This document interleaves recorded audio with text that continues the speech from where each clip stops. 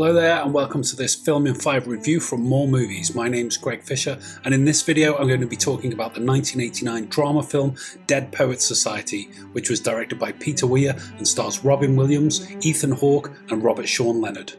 Just a warning that I am going to be talking about the story and other details from the film, so if you haven't seen this classic movie yet, consider this a spoiler alert.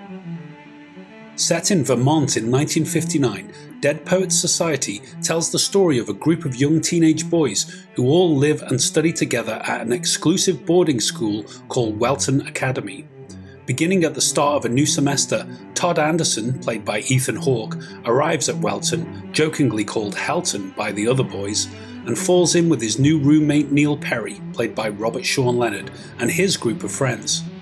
Also new to Welton is an English teacher called Mr. John Keating, played by Robin Williams, who himself is a former alumnus of the school. We see the boys begin a new school year by organising study groups and attending their lessons, all of which seem run-of-the-mill and mundane.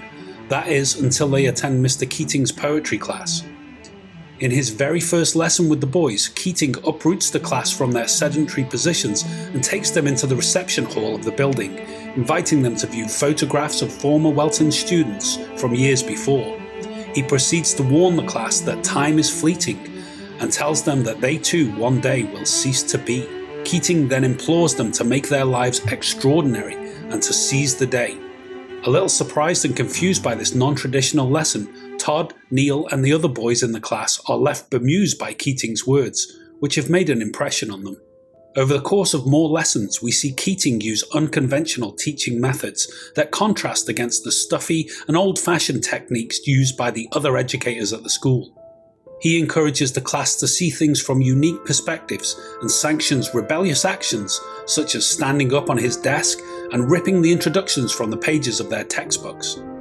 The boys begin to be inspired by Keating's classes and they do some research on their new teacher, finding his old yearbook and discovering he was a member of a secret club known as the Dead Poets Society. Neil, Todd and the gang confront Keating to ask him about the club. Amused by their intrigue, he tells them that they used to meet in an old cave just off the school grounds and recite poetry in order to celebrate life and to woo women. Completely inspired by his teachings and excited by the thought of the secret club, Neil proposes that they all resurrect the Dead Poets Society and venture out to the cave in order to follow in Keating's footsteps. Over the course of the school term, the group continue to be enamoured by Keating. Each of them growing in confidence, they decide to suck the marrow out of life and pursue their dreams. Neil gets cast in a production of Midsummer Night's Dream, despite his stern father forbidding him to partake in any extracurricular activities. Young lovesick Knox decides to pursue a girl he has fallen for, despite the fact that she is going with a local jock from a nearby public school. Todd begins to find his voice and come out of his shell, and develop his own personality. And Charlie, the real rebel of the gang, goes completely off the rails, rechristening himself Nuwanda and publishing a controversial ad in the school paper that calls for girls to be allowed at Welton.